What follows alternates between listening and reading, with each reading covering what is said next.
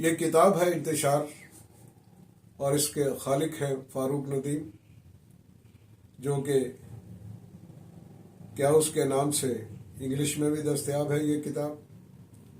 آج اس کی 11ویں قسط ہے۔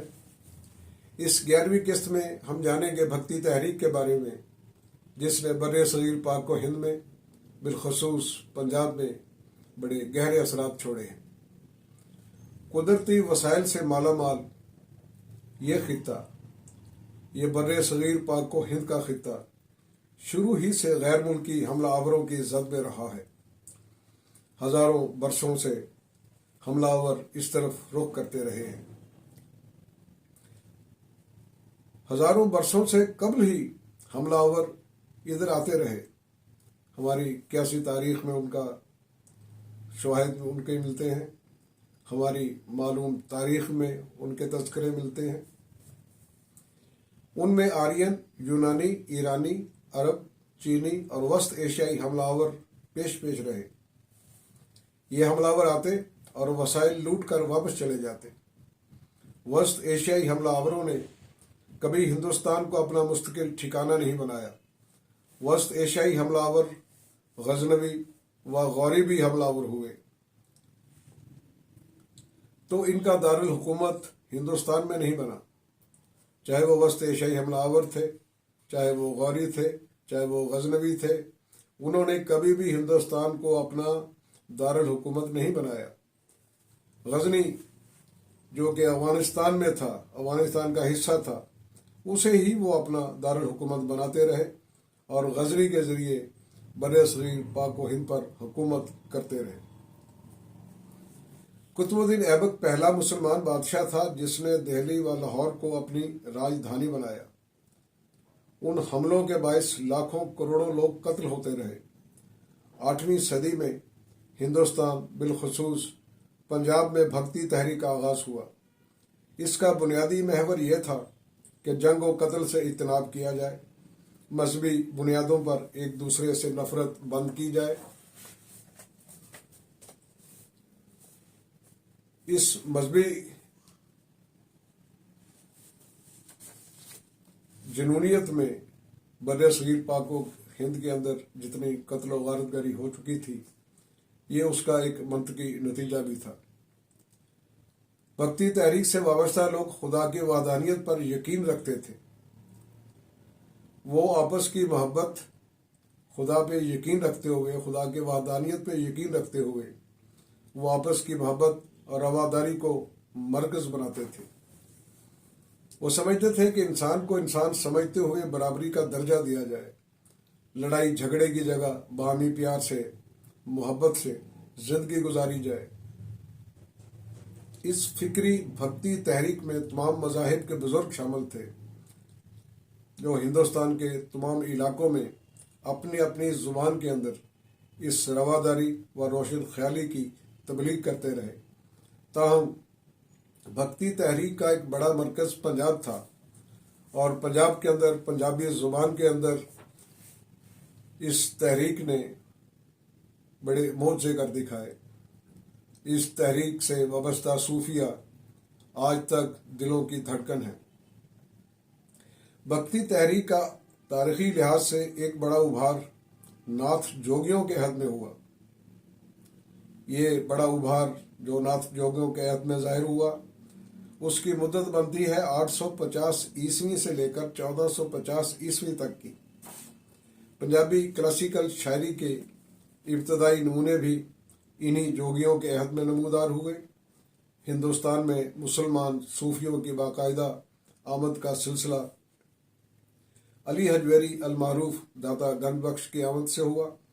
مسلمان صوفیوں کے آنے سے بھکتی تحریک اور بھی زرخیز ہو گئی۔ یوں بھکتی تحریک میں اسلام کی مساوات اور انسانی توقیر کے علاوہ ویدانت کے اثرات بھی شامل ہوئے، جو کہ بھکتیوں میں چرپٹ ناتھ، جس کی مدت ہے 890 عیسوی سے لے کر 990 عیسوی کی، گورکھ ناتھ جس کی مدت ہے 940 عیسوی سے لے کر 1031 عیسوی کی، چورنگی ناتھ یا پورن بھکت جس کی مدت ہے 1000 عیسوی سے لے کر 1120 عیسوی کی، بہت مشہور ہوئے۔ नाथ पंथी जोगियों का असर पंजाब के इलाकों में कसरत से मिलता है। गुरु गोरखनाथ का जिला झेलम में टीला मशहूर है। कलर कहार में रोजा सखी सरवर असल में जोगियों के मठ थे। यह जिला चकवाल से 2 मील के फासले पर मोनी के बाग के नजदीक पहाड़ी में थे। डलवाल, मलोट, कटास राज में जोगियों के टीले अभी तक मौजूद हैं। हिंदुस्तान के दूसरे इलाकों में मीराबाई जैसी हस्तियां भक्ति तहरीक के हवाले से सामने आई। मुसलमान सूफियों में बाबा फरीदुद्दीन गन शक्कर जैसी हस्तियां सामने आई। बाबा फरीद, जिनकी मुद्दत बनती है 1188 से लेकर 1280 ईस्वी तक। उनके अलावा अमीर खुसरू, जिनकी मुद्दत है 1253 से लेकर 1325 तक। ऐसी बाकमाल हस्तियां भी भक्ति तहरीक की फिक्र के ज़रिए से रहीं।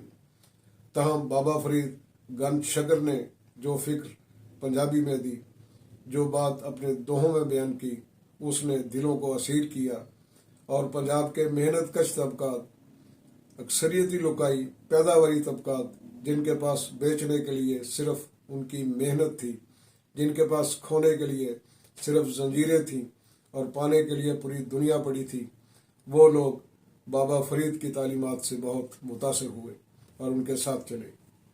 सिख मत के बानी बाबा गुरु नानक जी, जिनकी मुद्दत है 1426 से लेकर 1538 तक, उन्होंने लोगों को हदायत व नेकी की जो बातें बताई, इन्हें पंजाबी नज़म यानी गुरुबानी में पेश किया। इसी गुरुबानी को जमा करके आद ग्रंथ साहब मुरतब हुई। सिखों की इस मजहबी किताब में हिंदू सादी संतों और मुसलमान सूफिया, खुसूसन बाबा फरीद गन शक्कर का कलाम भी शामिल है। बाबा गुरु नानक जी ने पूरे हिंदुस्तान में घूम फिर कर भक्ति तहरीक के सूफियों का कलाम जमा किया था, जो कि ग्रंथ साहब में शामिल है। भक्ति तहरीक के दिन ब दिन फैलते असरात से हिंदुस्तान के कई मुसलमान बादशाह बहुत खाइफ रहे। वक्तन फ़क्तन वो भक्ति तहरीक के सूफियों को अजियतें भी देते रहे और उन्हें मौत की सजाएं भी दी। औरंगजेब आलमगीर के हद में भक्ति तहरीक के सूफियों पर अरसा हयात तंग कर दिया गया था।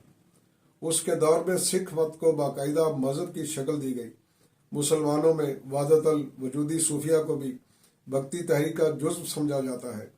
ताहम जब तक अहले हक सूफी जिंदा रहे, वो इंसानी भाईचारे, मजहबी रवादारी और रोशन ख्याली को फ़रोग़ देते रहे।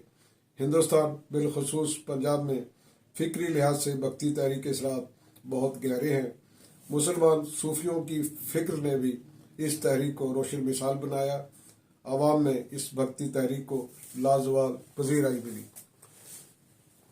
सटेवे दास, हमारे साथ रहिएगा।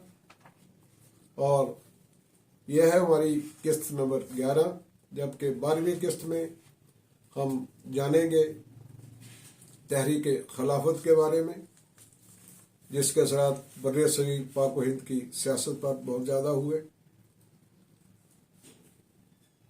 फीडबैक के लिए हमारा व्हाट्सएप नंबर, फ़ोन नंबर है 0340420822, जबकि पाकिस्तान का कंट्री कोड है 92।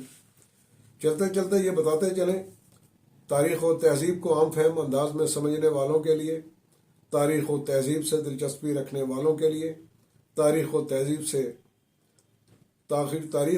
के तालिब इल्मों के लिए, तारीख़ नवीसों के लिए, तहज़ीब व सकाफ़त के शनावरों के लिए फ़ारूक नदीम की ये किताब बड़ी अनमोल है। यह है हिस्ट्री और सोशो इकनॉमिक रिसर्च पेपर्स, जो उनकी किताब इंतशार में शामिल हैं और आप तक पहुंचाने के लिए सिलसिलावार किस्तवार काविश है पंजाब सोच विचार की, और पेश करने वाले हैं PSW प्रोडक्शन।